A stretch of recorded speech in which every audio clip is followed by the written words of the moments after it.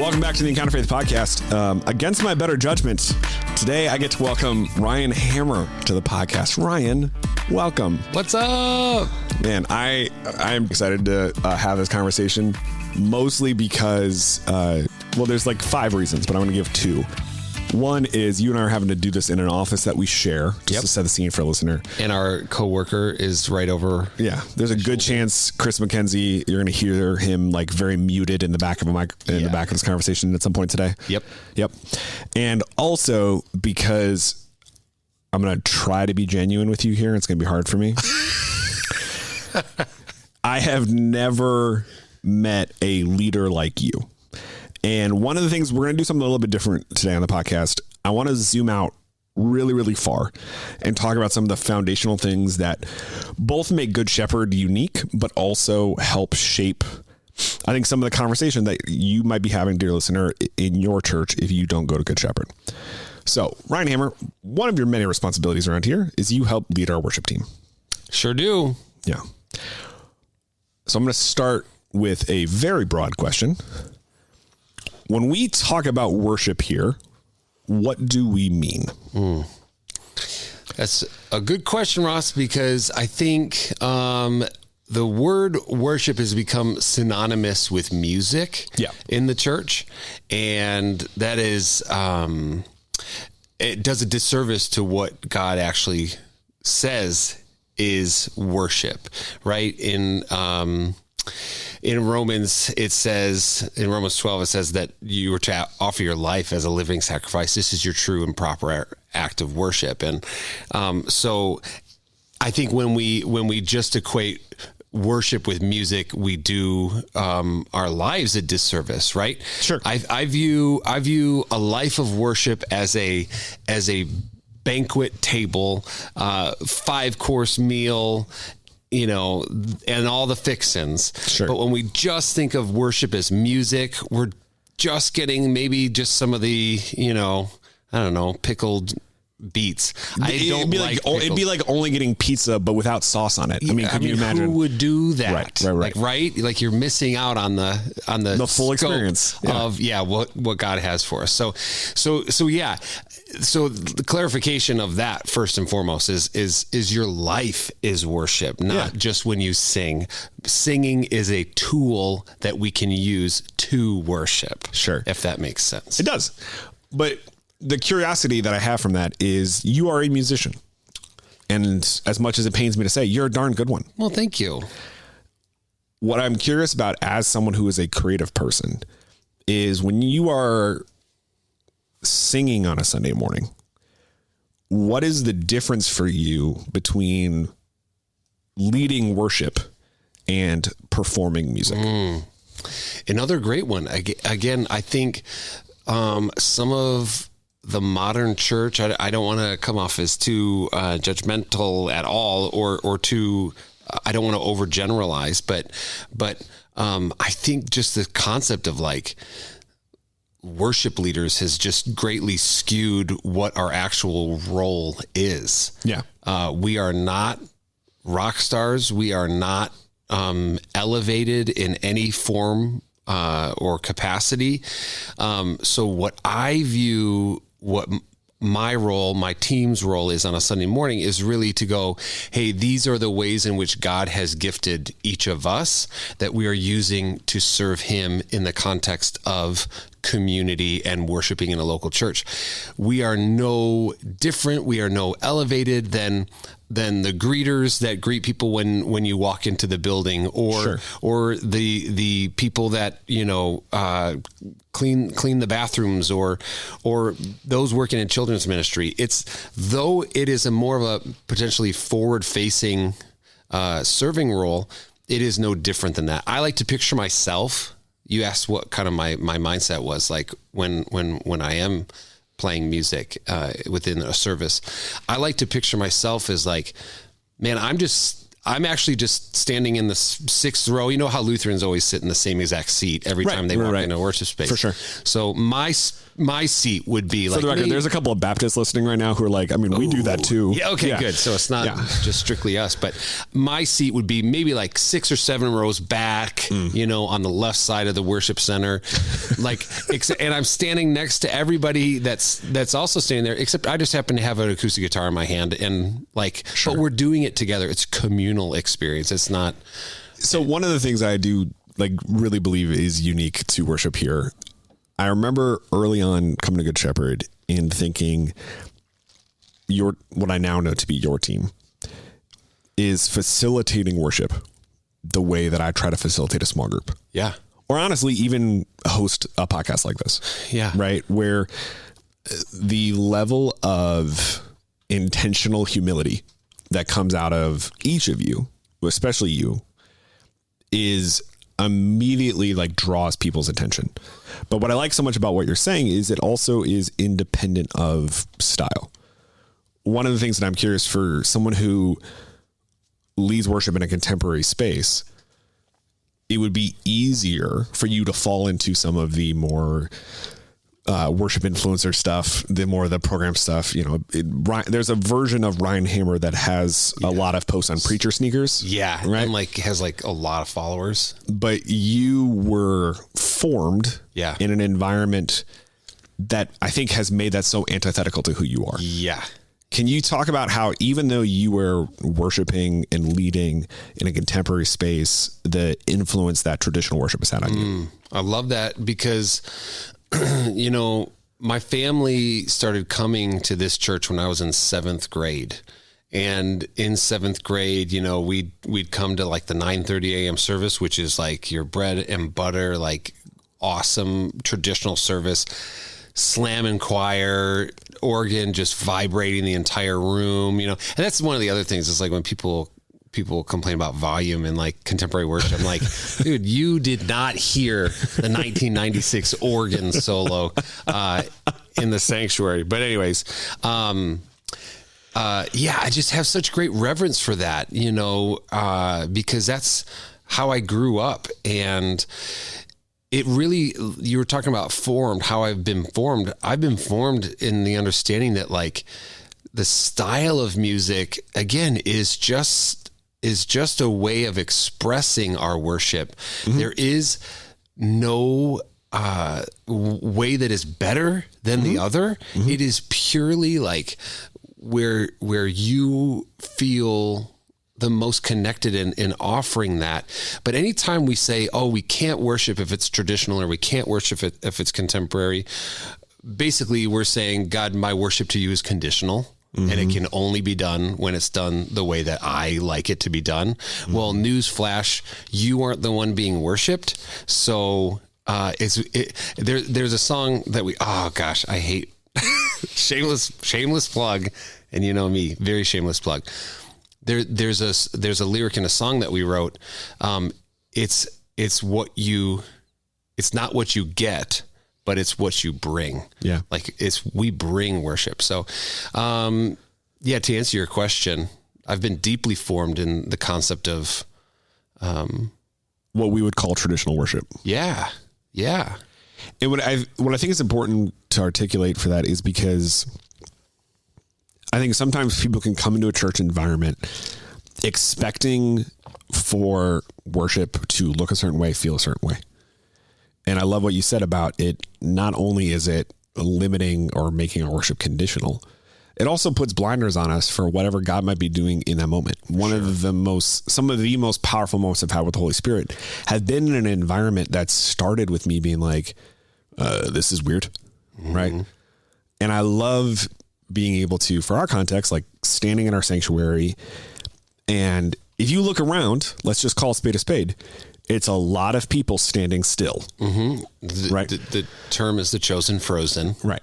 It's a lot of people standing still. And yet I don't know how else to describe it other than you feel the faithfulness of those folks. Sure. You feel the deep sense of rooted in who Jesus is every time you walk into that space. Yeah. And then you get to watch, you standing over on the side, dancing like a fool, right? Or some of the folks are our student section on our 1045. Yes. Right. Love it. Where they are more vibrant. Yeah. They're moving around. They're raising their hands.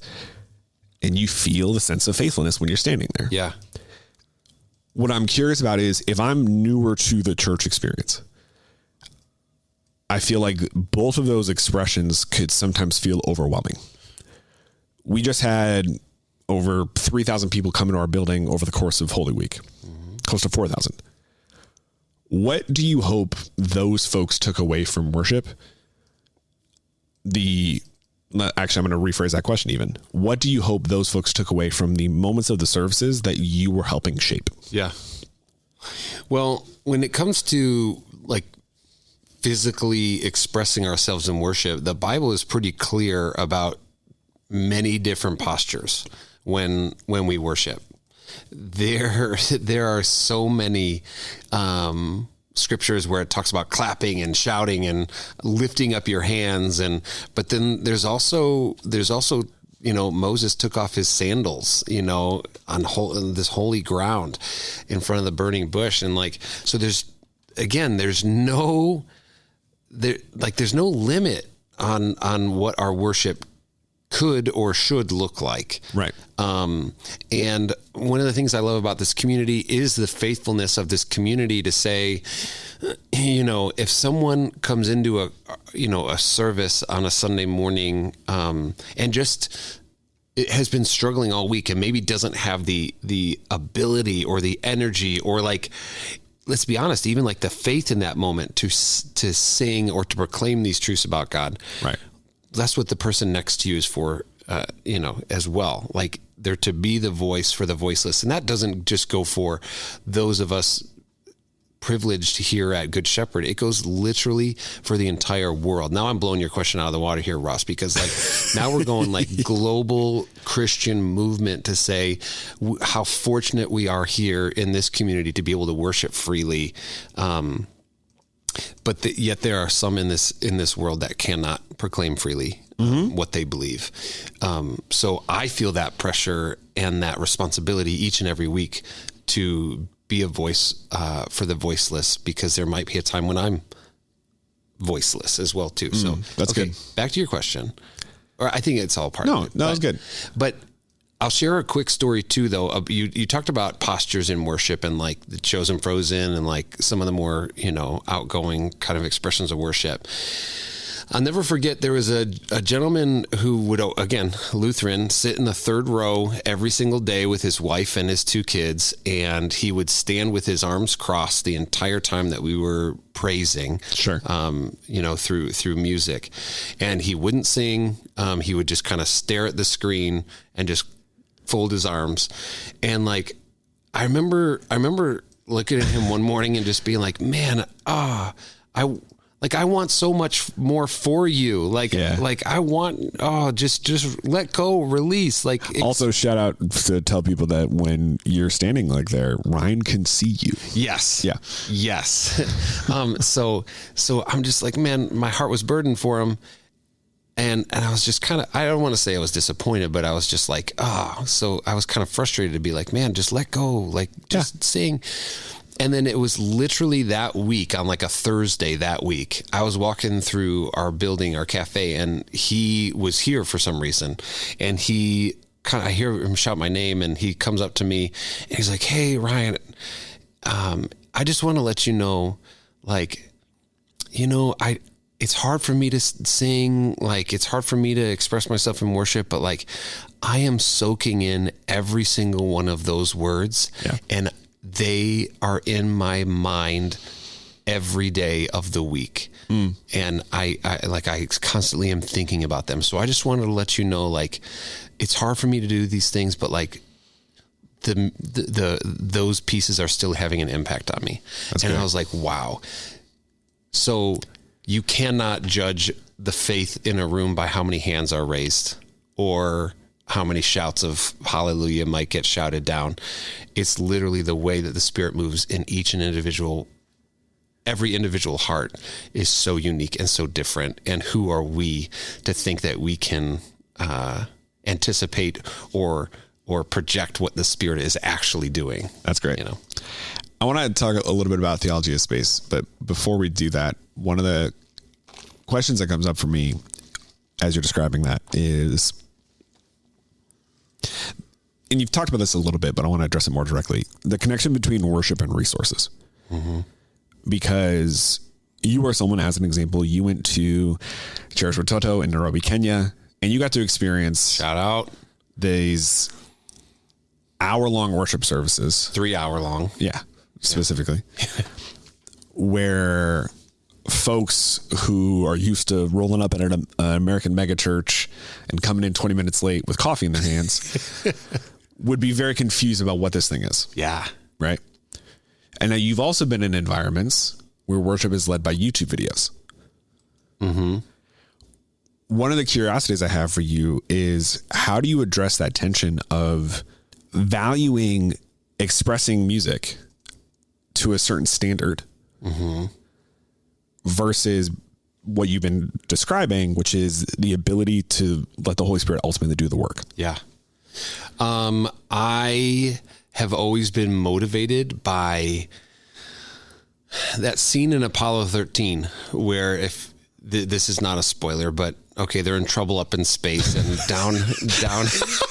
Yeah. Sorry. If you don't know what happened to Apollo 13, skip ahead a couple of minutes in this podcast. Yes. But down at NASA, like they have to develop this thing that would help purify the air that the astronauts are breathing up in the spaceship, because they were breathing in like poisonous gases. So they had to like create this filter thing, and they clear off this table and then they dump out this thing and say, okay, here are the resources that the astronauts have. We need to make this fit into this using only this. Yeah. It's like, I love that. And that, I don't know, that really always spoke to me, because I feel like in a church that is stewarding their resources responsibly, which I feel like Good Shepherd has always done, even to the point of like, oh gosh, like I wish like we would maybe invest more in the arts or AV or whatever it is. I always like saying, okay, well, here's what we got. What can we use with this? Sure. That could facilitate the ability to use music to worship God. And so whether that is a YouTube video, well, maybe that's all that we got at that moment. Whether that is, Pastor Glenn, who's since retired here, there was one Sunday morning when literally everything, like the sound system blew up in the middle of a service on Sunday morning. The projector started smoking. It was bad news. Sure. And he just came up and he goes, "Hey, Ryan, you got your guitar?" And I was like, "Yep." "You got your Bible?" And he's like, "Yep." And he's like, "Let's do church." Like, you don't need to rely on technology to make something meaningful. And to that point as well too, the word excellence is something that always is something I strive for, not perfection. There is no such thing as perfection with the exception of Jesus, but excellence is the definition is doing the best with what you have at your disposal. Sure. Those astronauts, those NASA, technicians did the best with what they had at their disposal, and brought something that was effective. So you can't throw money at something or countless time at something and expect it to all of a sudden be meaningful and great. Yeah. Ultimately, it's like, what do we got? Okay, let's go. Let's do it. Because I think it's helpful to articulate, because I think there are certainly times on a Sunday where you can feel folks who are checking the box. Yeah. Right? Yeah. The folks who are treating the beginning of service as a time to, check their social media. Yeah. Right. Yeah. In the same way that you can feel when someone's got a YouTube video playing and they are just like so locked in. They're going for it to what is that song recording. Mm-hmm. And I think it reflects what you've been talking a lot about, which is about how our heart posture has so much influence over how we express our worship through music. Mm-hmm. Where I want to begin to land the plane here, talking about a little bit about theology of space. a lot of people who are listening to this actually have a better knowledge of this history than even I do. But one of the things that stands out to me about your career here is the amount of different titles you've had and the amount of different environments that you have been leading folks in worship through music. I think sometimes we can walk into environments like, for us, the easiest example is our gym. And it's loud and it's cavernous. And for those of you who've never been inside it, it's a gym. Whatever you're picturing as a gym, that's what that building is. That's what that room is. But you led worship in that space. Yes. For a long time. Yeah. Can you articulate how you show up into a space that has been a bunch of different things for a bunch of different people throughout the week? And I'm going to use the phrase discover the holiness of it or honor the reverence of that folks are expecting on a Sunday morning. Yeah. Well, first and foremost, your space communicates your values. So like when somebody that has never been to your church walks into your worship space, what they see will communicate what it is that this church holds in high honor. So when you walk into either of our worship spaces, or, even going back to when we did worship in the gym, you will see the cross, you will see the altar, you will see the body and blood of Jesus, because that is why we gather. We gather to experience this together and to offer our worship to Jesus together. So, I mean, again, like some of the most powerful worship experiences I've had have been in the basement, somebody's basement. It's like, but we lose sight of that. When you go into someone's basement, that basement has been used as storage. That basement's been a playroom for the kids. Slumber parties, everything, right? And I think it's easy to fall into a trap of going, church has to be X in order for it to be meaningful. And yet, similarly, the worship experiences I've had in basements, it's actually because of the chaos or because of the just joy that happened before all of those moments. And it makes the reverence of that particular moment that much sweeter. Sure. How do you help folks understand that? Because one of the things that I think is so helpful for you as a leader, something you do in everything you do, to the point where it makes the publicist and me pretty frustrated, really annoyed, is you start and end everything with humility. So you're not judging folks who are expecting church to be a certain way. But I think the teacher in you is very good at opening people's eyes to a possibility that they maybe hadn't considered. Sure. I love that too, because as soon as we get a fixed, my kids' schools always talk about fixed mindsets, nice.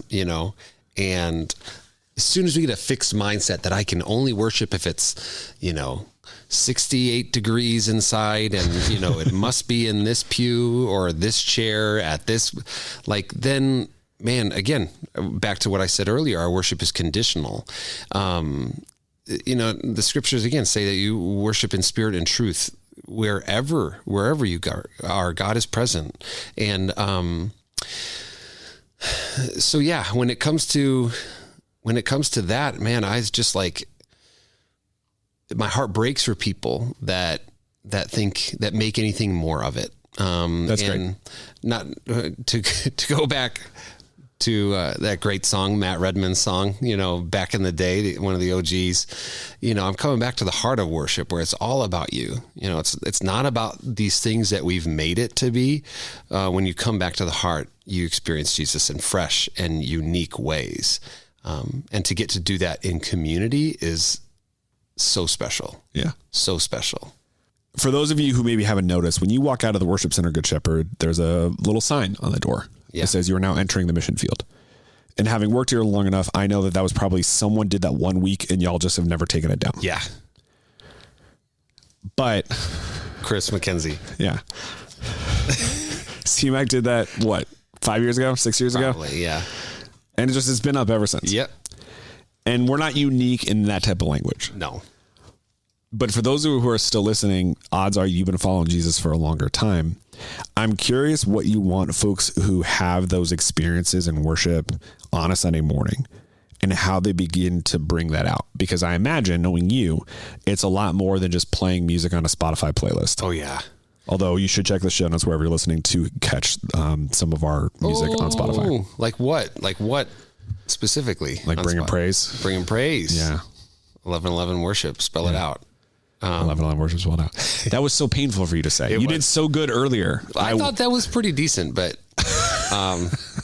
thanks, Mom, for going to Spotify now. So you asked me about like what it looks like pretty much in the Monday to Saturday, you know, and you've heard it. I'm sure people have heard it said, if what happens on Sunday doesn't change your Monday, then what did we actually do on Sunday? And I wholeheartedly commit and believe in that. Listen, church, it is people. It's people, this community. And that's what's so powerful about this particular community. I pray that everybody is able to find a community that they can invest in and grow their roots in, and grow in. Relationships are everything here. People ask me about my job and they just assume it's just music, you know, right. And I go, well, really what I say is 10% of what I do involves music. 90% is purely relational focus and energy. And people, again, wanting to come join the, you know, and the band or whatever it is, they're like, oh, you know, I can sing. I don't care how great of a singer you are. Yeah. If your heart isn't focused on Jesus, you could be, I don't know who the good singers are nowadays. But watching you reach for a current reference would have been very funny. I was like Adele. Yeah. But like, that was even 10 years ago. Yeah, it was. That's okay though. But your character, who you are, is so much bigger than your talent and so much greater than your talent. And if that is flipped, well, then you get into performance. Then you get into performance, and we're not here to worship you. We're here to worship Jesus, right? So, but that's where relational edges come into play. Ross, you talked about people coming in and it's like, oh, that's Hammer. Like that's like, I saw. It is my favorite thing about worship with my kids is when my kids look up there, the idea of a worship leader being elevated is a foreign concept to them. I love that. Because you know, my son is regularly tackled by your son. Yes. Right. But to give you credit, and this is actually where I want to leave things, because of the relationships that you've built, that comes through on a Sunday morning. Mm-hmm. And there's a lot of folks who have a job title that is similar to yours, even though your job title is kind of nonsensical. Yeah. That they have those same instincts, that same personality that you do, but they don't live it out that way, and it doesn't come through. Where I want to leave things as a little treat, little Easter egg for folks who are listening, is the story about how you and I met. Oh, because I think it's both illustrative of what you're describing, and also illustrative, I think, of some subtext that you listeners may have been picking up on throughout the episode. So I walk into Good Shepherd for the second time. I brought Abigail to a VBS a couple years prior. This is fall of 2022. And as I'm walking in, this is going to shock everyone who knows me, I'm walking in late, and I get handed a dinner roll. Literally a dinner roll, like in cellophane. Yes, of course. We're not barbaric. No. And I don't know anything. I still think like this place is going to try to convert me to being a Lutheran. Like, I have no idea what's happening. I'm like, I know Lutherans like to drink. Like, are they going to pass out bottles of wine? And is this the communion? Right. And I walk into service, and you guys are doing a series. I say you guys because I wasn't part of that church, this church yet. That's all about trying to establish the DNA of who we are. And I come to find out you guys haven't had a senior pastor. Yeah. And at that point, it would have been maybe 8 months. Yeah. 8 or 9 months. But that journey wound up being about a year without a senior pastor. Yeah. About 18 months without an associate pastor. Yeah. A little bit longer. This is a church that had lost 3 pastors in 4 weeks. Yep. And Yet, when I walked in, I was met with people who were excited to see me. Yeah. And I was met with a profound sense of like, these are people who are trying to pursue life with Jesus. Yeah. Cut to a guy with long hair stands up to explain what's going to happen. That's me. Yeah. Spoiler. And he says, you guys are going to walk around. You're going to exchange a dinner roll. Try to find someone you haven't met before. You write your name on the cellophane and pray for that person. You're literally breaking bread with them, right? Which is great. It's a wonderful church activity. Yep. And then you say, listen, if you're here for the first time, and my ears kind of perk up, this is going to be pretty awkward. And what most people would have done is they would have stopped there. Sure. And you decided to double down. Yep. And say, and it might be so awkward that you may never come back. Now, again, this is a church that doesn't have a senior leader. And a lot of churches that I have been in before then, this place would have been like, those environments would have been just like hemorrhaging people, which is not true here even. And then you triple down. Keep going. I and keep say, digging the hole. And I think I'm okay with that.